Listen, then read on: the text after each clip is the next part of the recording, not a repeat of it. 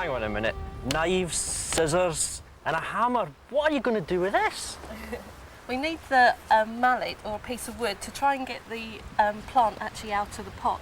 Because when you get to a stage where you're going to divide a Cymbidium, it's going to have to have been really pot bound and really tight in that pot. So we need to give it a good whack. Go on then.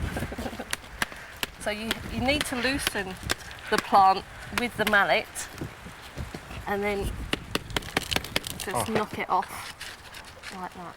And as you can see here, this is full of roots. Totally congested, isn't it? Absolutely. So what we're going to do is get the knife. Choose your implement. Yeah, the big one. The big one, bet you. That's quite a tough job because these roots are really hard. But listen to that.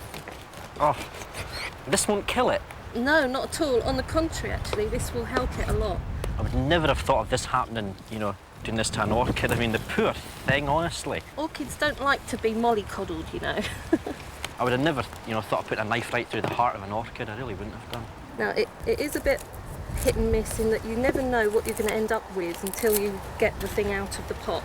This will make a nice new growth. It's quite big. You've got 3 good sized bulbs. Plus this bit at the side coming away as well. Yep. And there may be signs of new growth coming here. Just in there, aye. And before you pot a division, what you need to do is identify where the front of the plant is, because the Cymbidium will always grow from the front out. This is the front and this is the back. Yeah. What you're looking for is nice healthy root ends, like this one here, where you can just see. Oh, this is this active grown tip that they go on about. Oh, right, I see. Yeah. It's always slightly translucent, whereas the rest of the roots are more solid colours. The next stage is to get rid of all this old compost. So we chase this out from the roots. As you can see with the roots on this Cymbidium, a lot of them are old and they're falling away.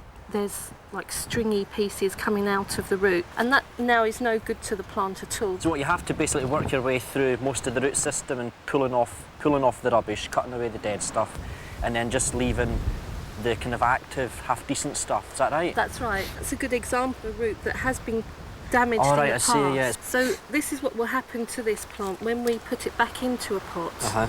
It will regenerate new roots. See these bits here that are black and kind of soft and mushy towards the end? What are you doing with them? They're going to go because they're not taking up any moisture. When you water the plant, they'll just rot away and could be a cause of infection. So although it looks a bit nasty and a bit dramatic to actually chop these roots, that's exactly what we're going to do. Secateurs? No, we'll use the big knife. The big knife. Ooh. Oh. There you go. But there's nothing left on it, hardly. Well, it may look like there's not much left, but there are some nice shoots coming through. Oh, right, of course. Yeah. And this is where the new root system is going to grow from.